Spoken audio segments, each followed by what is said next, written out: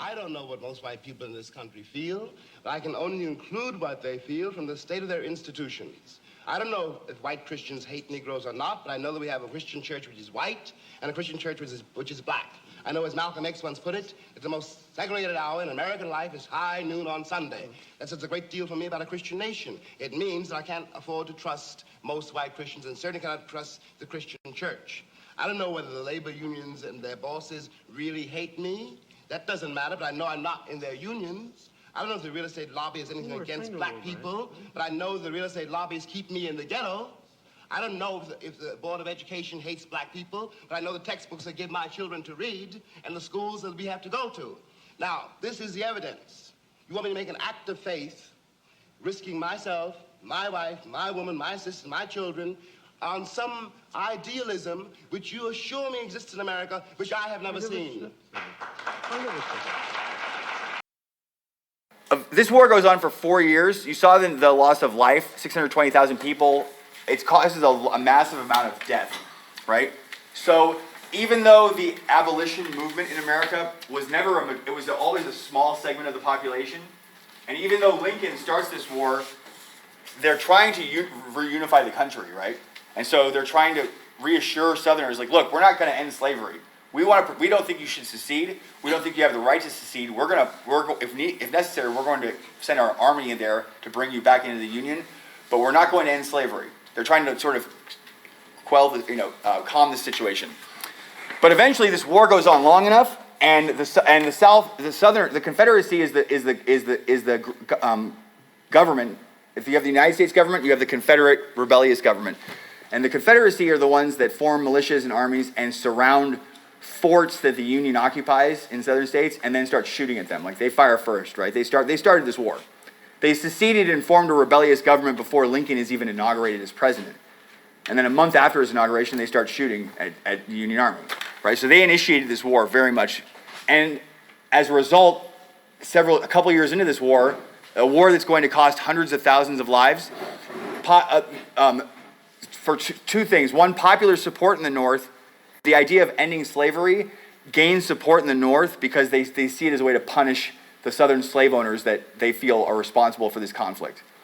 But also, and probably more importantly, with the actions of the slaves themselves, right? Slaves took actions that helped propel a reluctant white America down the road to emancipation. The 4 million slaves who, once this war starts, the amount of people who escape, the amount of people running away, and also the amount of slaves that don't run away, that are being used by the South to build forts and to build railroad track, to do all this hard labor for the Confederate cause, right? That's going to lead to battles where Union soldiers are going to die. So the slaves are being used as tools in this war to protect slavery. So the government eventually decides to argue for the emancipation of slaves for what they call military expedients. They're contraband of war. They're being used in the war effort by the South, right? If there's a cannon, right? If an army comes across the battlefield and the other side retreats, and you're in possession of their cannon, it becomes your cannon. So they're basically saying, because you're using your own property, slaves, to support your effort to wage war against us, if we ever come in contact with those slaves, we're going to commandeer them. We're going to bring them into our lines, and they're not going to be your slaves anymore. So you can't use them for the war effort. And eventually that sort of becomes a policy officially through the Emancipation Proclamation, which is a little less than 2 years into this conflict. Which is important because you might hear that the Emancipation Proclamation didn't actually free anybody. The Emancipation Proclamation only applies to parts of the South still in rebellion, right?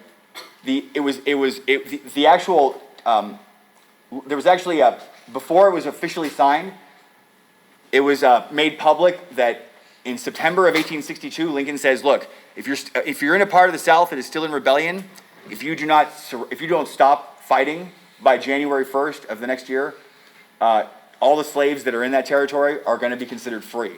And the point is, eventually, we're going to occupy that territory, and we're going to come into it, and any slaves there are not your property anymore. You're going to forfeit all of that property. And you're talking about 4 million slaves worth $3 billion collectively, $3 billion in assets, right, in property. So it's a massive, and so in Washington, D.C., slavery still existed when this war started. And a year into the war, slavery was abolished there, but slave owners were actually compensated, were paid for their, to relinquish ownership of people. So, but the Emancipation Proclamation is important because it makes the war effort officially a war where slavery is going to end at the end of it, right? When the Union Army wins, and it's fairly certain. Even though this war goes on for a while, there's arguably it was inevitable that the North was going to win. They just had more people, they had more manufacturing, they had more of an industry to generate materials for war, right? But when this war ends, slavery is basically going to not be a system of labor anymore. That's the main point. And also, they argue basically those people who are rebelling, you're going to lose all this property. Slaves will be freed, and it calls for, the Emancipation Proclamation says if slaves escape and come behind Union lines, if they will be allowed to join our military. They can sign up, enlist in the army, and we will arm them. So not only will you not own people anymore, but those people are going to be armed by us and trained by us, and they're going to start shooting at you, shooting at you, basically. And from a psychological standpoint, you can imagine how that would, not just in sheer numbers, you have 180,000 black men who joined the military. Many of them runaway slaves, 180,000 people. And in the middle of a war where a lot of people have died, it's harder for the South to replace soldiers who have died because there's fewer men in the South. And you can imagine to add to that, the North now has 200,000 more soldiers, and they're all former slaves. All right, and they're armed and they're wearing uniforms and they're shooting at you. That has a pretty solid effect on people. So 180,000 black men joined the army.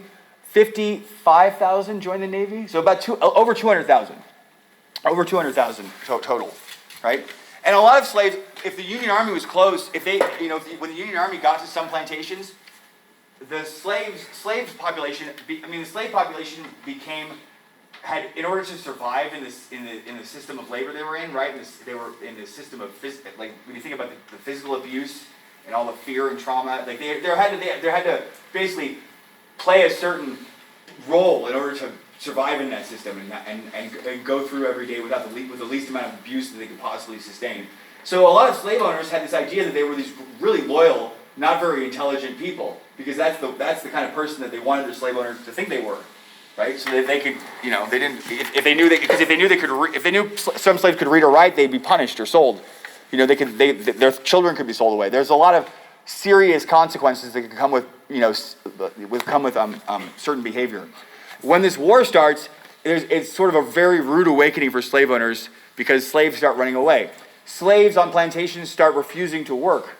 And actually some plantations, when the Union Army shows up, slaves had started negotiating for their own wages. Like, we're not going to work, you need to pay us. And it started getting paid. They basically emancipated themselves. In some plantations, and this is when slave owners left, they fled the Union Army.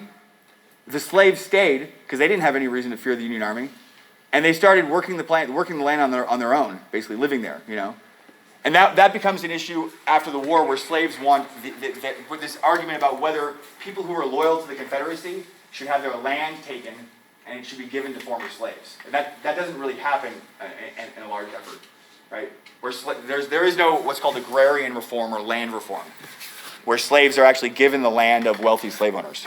And that's going to be a problem after the Civil War because you free slaves, but many of them still end up working on the same plantations they were slaves on, but they're getting theoretically some sort of compensation, right?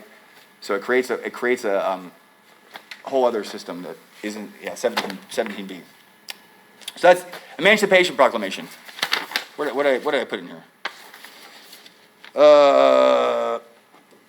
So remember the number. The Emancipation Proclamation calls for the arming of runaway slaves, of making them soldiers. Think about the numbers on that. How many black men ended up serving in the military? It's 180,000 in the Army. It's over 200,000 if you include the Army and Navy. So In 1863, it's called the Draft Riot. It really was a situation where you had a lot of people in New York who were upset about the war going on so long, upset about the fact that after the Emancipation Proclamation, it became this sort of war to end slavery, right? There's a lot of racism in the North. There are a lot of Irish immigrants in New York City who were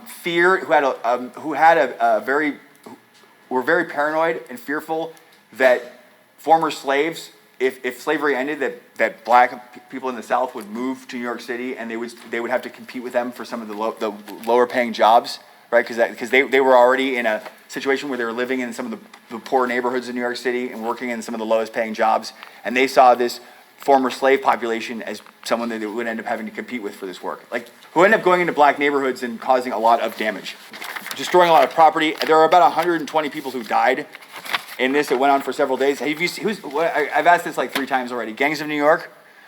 Yeah, if you see Gangs of New York, it's at the end of that film. That's the New York City draft riot. Targets initially included military and government buildings, symbols of unfairness of the draft, because there was a draft, that you had to, men had to report of a certain age to this draft. If you could afford to pay for a substitute, if you had $300, you could actually pay somebody else to go serve in your place. This is going to be a problem in the South too, because slave owners are going to be exempted from military service. It's called the 20 Negro Law, which if you had, for every 20 slaves you could exempt 1 white male. So if you're a wealthy planter, if you have 200 slaves, that's 10 white people. That's your son, that's your friend, your overseer, that's you. But all these smaller, poorer families in the South, like the husband had to go, and that was it. There was nobody else. The rest of the family was stuck on their own. So that created a lot of resentment there too. But here, mobs in the New York City draft riots attacked only those individuals who interfered with their actions. But by afternoon of the first day, some of the rioters had turned to attacks on black people and on the things symbolic of black political, economic, and social power. Rioters attacked a black fruit vendor and a 9-year-old boy at the corner of Broadway and Chambers Street, a black orphanage on 5th Avenue between 43rd and 44th Streets. Children numbering 233 were quietly seated in their schoolrooms. They went into it and they took bedding, clothing, food, and then they set fire to the building. I'm not sure how many of the kids died. And then this passage was from a book I was reading. There's some argument that's made that one of the reasons that there was animosity towards black people in the city also was that because African Americans were not considered citizens, black men were not drafted. They were exempt from the draft because they were not considered citizens, right? But even though it's not that they wanted to be citizens, right? They were excluded from being American citizens. But as a result of that means that they're not qualified to be drafted.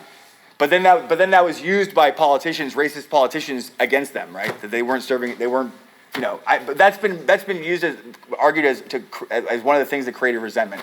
Was they're not subject to the draft, which is because they're not citizens, which is not something that they wanted. That's what because we have a racist country, in the 1860s. Anyways, I've seen that 2 different places. I'm not sure of the validity of that, because also. This draft riot happens in July of 1863, which is about 7 months after the Emancipation Proclamation. So at the time the draft riot starts, you already have had thousands and thousands and thousands of runaway slaves and black men join the military. So it was clear that they were serving in the military and had been dying in battles and stuff, up to that point. So I'm not sure how much validity there is to but it definitely was like the fact that they weren't drafted because they weren't considered citizens was I think was used politically to create sort of that information was spread to sort of create hatred and division. So eventually, after the Emancipation Proclamation, when this war is going to end, obviously the Union's going to win. There are no Confederate States of America, although sometimes you can't really tell because that Confederate flag is flying in all those states. Still the Confederate. It's actually it's not the official Confederate flag; it's a battle flag, but.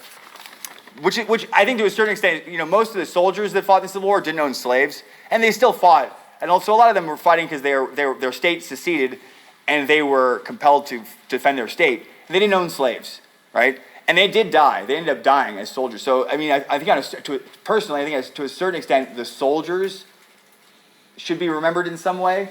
But honoring the actual Confederate cause is not you're honoring a cause that's based on white supremacy and slavery, right? And it's not a coincidence if you look at a lot of these states where they have the Confederate flag in the state flag, or that flag flies above the courthouse in some states. They didn't start doing that until the 1950s and 60s. And think about what was happening in southern states in the 1950s and 60s.